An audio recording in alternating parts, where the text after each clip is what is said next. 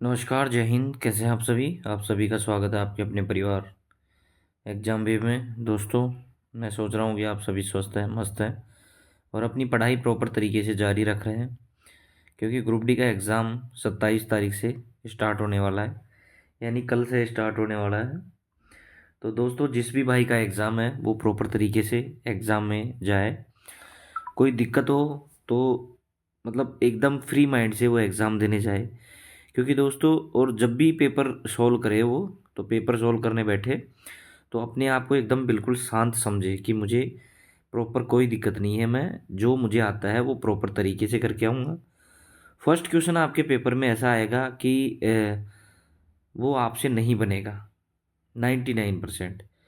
ठीक है दोस्तों, और ऐसा क्वेश्चन आता है तो आप घबराएं नहीं, क्योंकि एग्जामिनर तो यही चाहता है कि आपका पेपर नहीं बैठे, पर आपको प्रॉपर तरीके से जैसा जैसा आपको आता है, जो क्वेश्चन आपको आते हैं वो करते जाइए और बाकी सबको स्किप करते जाइए, क्योंकि सेकेंड राउंड में आप देख सकते हो। ठीक है दोस्तों, आज हमारा जो है वो है विद्युत धारा यानी इलेक्ट्रिक करंट।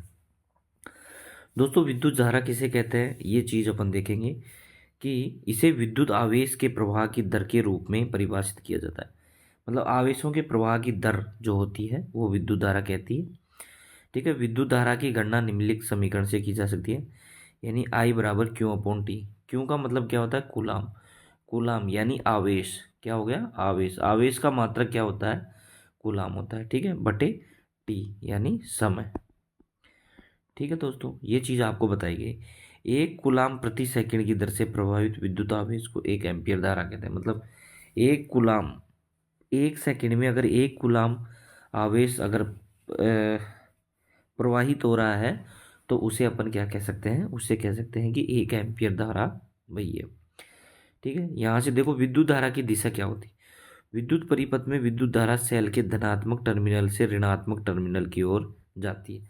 मतलब सीधी सी बात ही कहना क्या चाहता है कि जो धारा होती है वो प्लस टर्मिनल से निकलती है और प्लस टर्मिनल से निकल करके ये नेगेटिव टर्मिनल की ओर जाती है। ठीक है, यानी ऋणात्मक टर्मिनल की ओर प्रवाहित होती है। यानी धारा को अगर आप कभी भी क्वेश्चन पूछ ले तो आप बताओगे धारा प्लस से माइनस की ओर बहती है। कहाँ से बहती है दोस्तों? प्लस से माइनस की ओर। प्लस से माइनस की ओर धारा बहती है। ठीक है, ये चीज़ आपको प्रॉपर तरीके से ध्यान रखना है। ठीक है, इसी में फिर बात आती है विद्युत विभव। विद्युत विभव क्या होता है? ठीक है, विद्युत विभव किसी इकाई धनावेश को अनंत से किसी बिंदु तक लाने में जितना कार्य करना पड़ता है उस बिंदु का विद्युत विभव कहलाता है। आवेश क्यू के चारों ओर किसी भी बिंदु पर विद्युत विभव इस सूत्र द्वारा ज्ञात किया जा सकता है, यानी विद्युत विभव V बराबर, जिसे वोल्ट से या जूल प्रति कूलाम ऐसा ही मात्रक होता है, तो यानी V बराबर क्या हो गया? K into Q upon R. ठीक है दोस्तों, तो ये विद्युत विभव का यानी V इक्वल टू विद्युत स्थिति ऊर्जा, क्यों बिंदु आवेश हो गया और R आवेश के चारों ओर किसी बिंदु से हो गया। ठीक है दोस्तों, यहाँ विद्युत विभव क्या होता है? विद्युत विभव वोल्टेज। विद्युत विभव को प्रति इकाई आवेश पर किए गए कार्य के रूप में परिभाषित किया जाता है, यानी विद्युत विभव बराबर किया गया कार्य बटा आवेश क्यू। ठीक है, तो V बराबर डब्ल्यू अपॉन क्यू, ये भी सूत्र महत्वपूर्ण है। V बराबर डब्ल्यू अपॉन क्यू। ये V क्या है? विद्युत विभव है। ठीक है, विद्युत विभव है ये। V क्या है? विद्युत विभव है। ठीक है दोस्तों, ये चीज़ आपको प्रॉपर। फिर बात आती है विभवांतर। विभवांतर क्या होता है? विद्युत विभवांतर दो भिन्न बिंदुओं पर बिंदुओं विभवों का अंतर होता है। जैसे मान लो बिंदु ए पर विभव वी ए बराबर डब्ल्यू अपन क्यू, क्योंकि वी बराबर अभी अपन ने बताया था वी बराबर डब्ल्यू अपन क्यू होगा। बिंदु बी पर विद्युत आवेश वी बी बराबर डब्ल्यू अपन क्यू। किसी आवेश को बी से ए तक लाने में आवश्यक विभव क्या हो गया? V equal to V A minus V B. ठीक है दोस्तों, फिर इसके बाद क्या बताया गया है? एमीटर प्रत्यक्ष या प्रत्यावर्ती विद्युत धारा को मापता है। वोल्टमीटर। वोल्टमीटर क्या होता है? विद्युत परिपथ में दो बिंदुओं के बीच विभवांतर को मापता है, इसे समांतर में जोड़ा जाता है। अब सीधी सी बात क्या है कि जो एमीटर होता है ना, एमीटर ये क्या होता है? प्रत्यक्ष या प्रत्यावर्ती विद्युत धारा को मापता है और इसको श्रेणी क्रम में जोड़ा जाएगा। किसमें? श्रेणी क्रम में जोड़ा जाता है। किसको? एमीटर को। बात आती है वोल्टमीटर। वोल्टमीटर विद्युत परिपथ में दो बिंदुओं के बीच विद्युत विभवांतर को मापता है, इसे समांतर क्रम में जोड़ते हैं। वोल्ट मीटर को समांतर क्रम में जोड़ा जाता है, जबकि एमीटर को श्रेणी क्रम में जोड़ा जाता है। ओम का नियम, ओम के नियम के अनुसार यदि आदि ताप आदि भौतिक अवस्थाएं नियत रखी जाएं तो किसी प्रतिरोध या अन्य विद्युत सिरों के बीच उत्पन्न विभवांतरों से प्रवाहित धारा के समानुपाती होता है।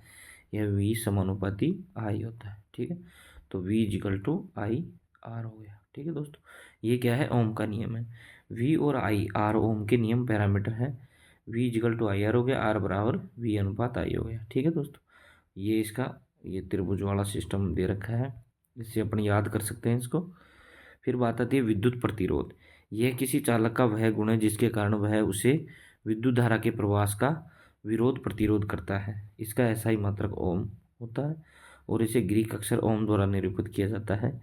किसी चालक का प्रतिरोध आर बराबर वी अपॉन आई, ठीक है दोस्तों, द्वारा प्रदर्शित किया जाता है। 14 में आता है इलेक्ट्रिसिटी। ठीक है दोस्तों, ये देखो सबसे इम्पोर्टेंट पॉइंट यहाँ पे है। इलेक्ट्रिसिटी हो गया, वोल्टेज हो गया, ठीक है, ये वोल्टेज करंट हो गया और ये रेजिस्टेंस हो गया। ठीक है, कारक जिन पर चालक प्रतिरोध निर्भर करता है। प्रतिरोध किन किन चीज़ों पर निर्भर करता है वो अभी देखते हैं। देखो, लंबाई के समानुपाती होता है। अगर चालक का प्रतिरोध बढ़ेगा, लंबाई बढ़ेगी, तो चालक का प्रतिरोध भी बढ़ेगा। ठीक है दोस्तों, और आर समानुपाती 1/A, यानी आर समानुपाती 1/A, यानी चालक का क्षेत्रफल बढ़ेगा तो रेजिस्टेंस कम होगा। ठीक है, और क्षेत्रफल कम होगा तो रेजिस्टेंस अधिक होगा। ठीक है, तो R is equal to rho L upon ये सूत्र है। रो क्या है, एक नियतांक। रो क्या है, प्रतिरोधकता, रजिस्टिविटी, विशिष्ट प्रतिरोध, स्पेसिफिक रेजिस्टेंस। ठीक है, ये हो लंबाई, अनुप्रस्थ काट, क्षेत्रफल, तापमान, पदार्थ की प्रकृति, इन सब पर निर्भर करता है। किस किस पर, लंबाई पर, अनुप्रस्थ काट, क्षेत्रफल पर, तापमान पर और पदार्थ की प्रकृति पर, इन सब पर भी निर्भर करता है। ठीक है दोस्तों, ये चीज़ आपको ध्यान में रखनी हो। ठीक है, फिर बात आती है प्रतिरोधकता। प्रतिरोधकता किस किस पर निर्भर करती है। किसी पदार्थ की विद्युत प्रतिरोधकता से उस पदार्थ द्वारा धारा के प्रवाह का विरोध करने की क्षमता का पता चलता है। इसकी एसआई इकाई ओम मीटर होती है। किसी पदार्थ की प्रतिरोधकता उसकी लंबाई, मोटाई पर निर्भर नहीं करती, पदार्थ की प्रकृति और तापमान पर निर्भर करती है। यानी प्रतिरोधकता है ना, प्रतिरोधकता केवल पदार्थ की प्रकृति व तापमान पर निर्भर करती है। ठीक है दोस्तों, कांच, रबड़ या एबोनाइट आदि जैसी एलिमेंट बहुत अधिक प्रतिरोधक होती है, जबकि कंडक्टर का प्रतिरोध बहुत कम होता है। ठीक, ये अपन को बता दिया गया है।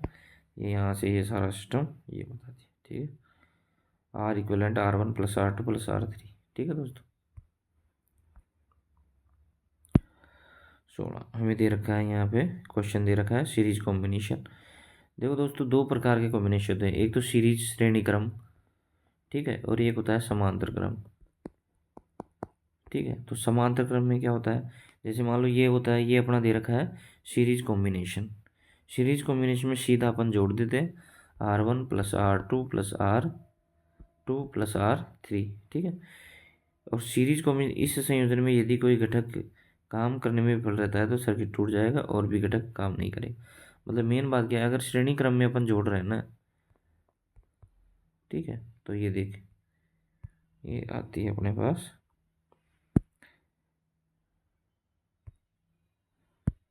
फिर बात आती है, एक क्वेश्चन दे रखे हैं आप, एक क्वेश्चन है, ये हल करने हैं आप। ठीक, इसके बाद एक क्वेश्चन है, फिर एक चालक उत्पन्न ऊष्मा की बात करता है ना, ये एक चालक में उत्पन्न ऊष्मा की गणना यह मानते हुए कि किसी ये विद्युत या खपत की विद्युत ऊर्जा को विद्युत ऊर्जा में परिवर्तित कर दिया जाता है। उत्पादित ऊष्मा की गणना इस सूत्र द्वारा ज्ञात है, यानी ऊष्मा H बराबर I²R T। ठीक है, ये हो गया, तो H बराबर VIT, ये भी अपन लगा सकते हैं, क्या लगा सकते हैं, VIT। इस प्रकार से जूल तापमान के रूप में जाना जाता है। ठीक है दोस्तों, ये हो गया।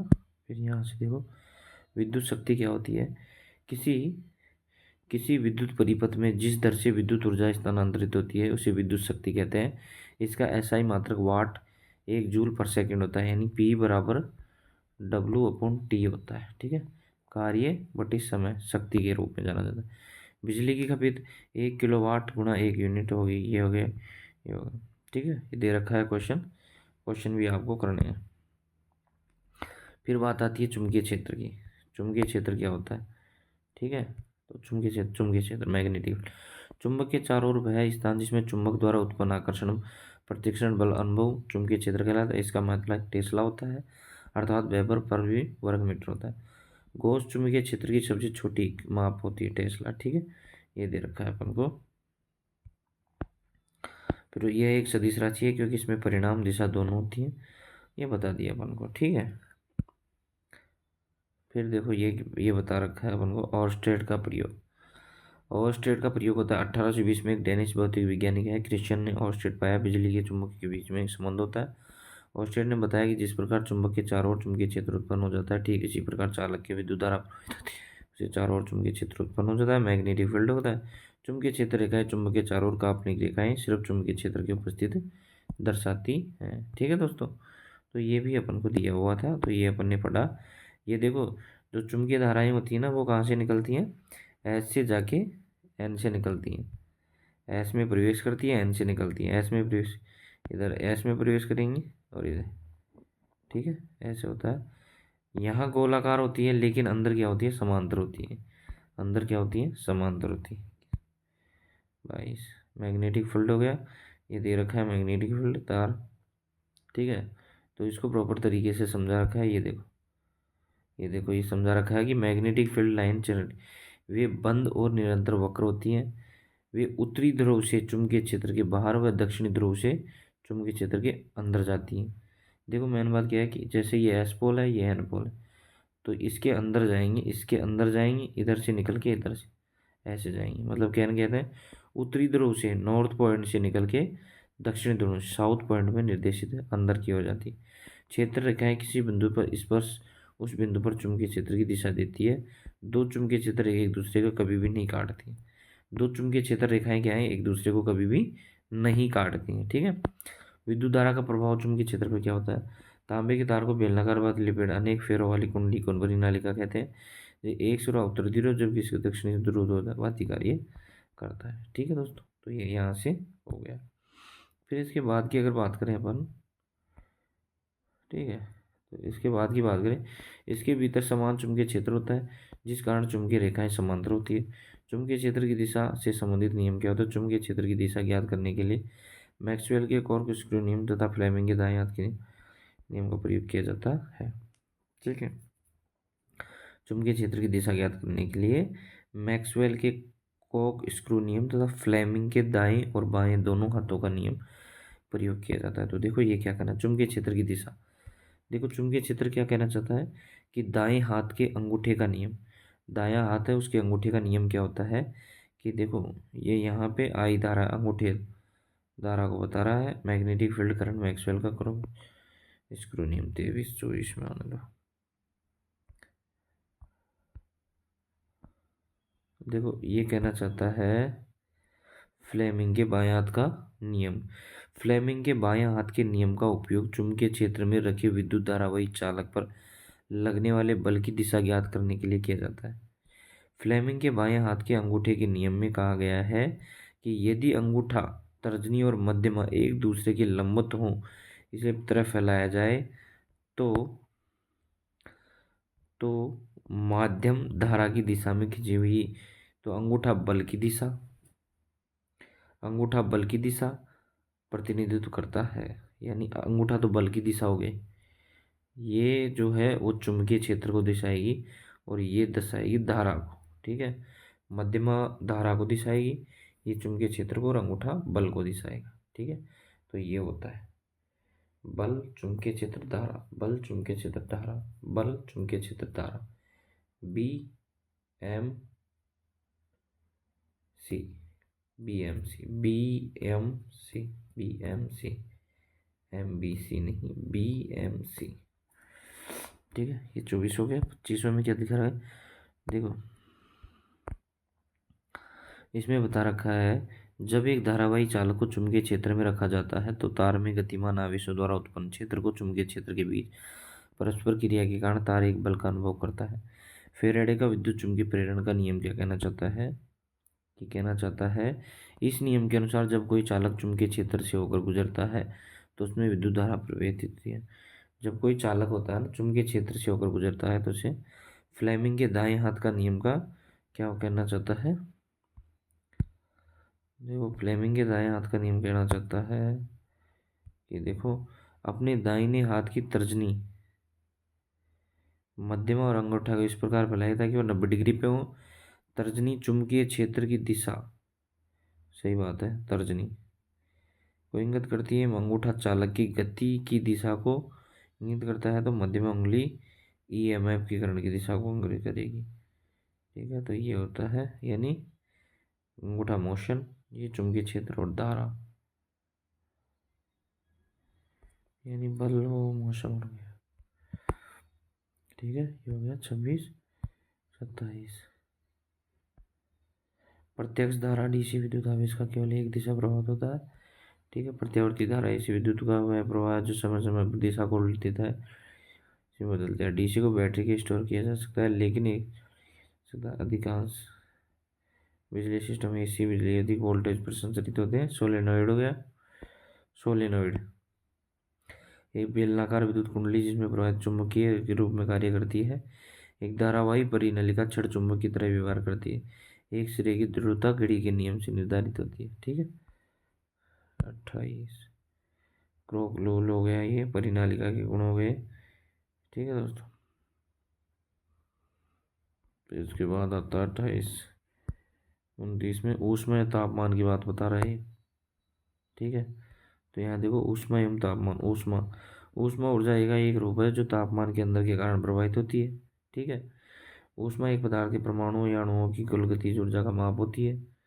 ठीक है, फिर बात आती है ऊष्मा को जूल या कैलोरी में मापा जाता है। तापमान टेम्परेचर, तापमान एक पदार्थ के गर्म होने की डिग्री को।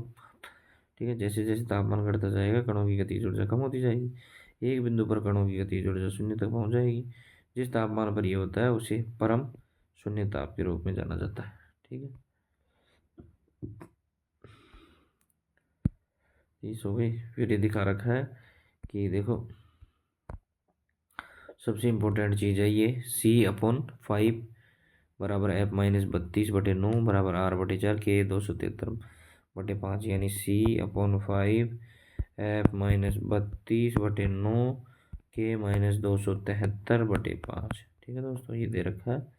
ये चीज़ें अपन को याद रखनी है। बेसिक रूल्स हो गया, चालन का हो गया, समय द्वारा ऊष्मा संचरण हो गया, और ये हो गया 32 पे चालन अणुओं द्वारा समय भीतर धारा हो। ठीक है दोस्तों, तो कैसी लगी क्लास आपको, बहुत अच्छी लगी होगी दोस्तों, और मैं चाहता हूँ कि आप क्लास को शेयर करें, लाइक करें, सब्सक्राइब करें और दोस्तों अपनी पढ़ाई जारी रखें। ठीक है, जय हिंद।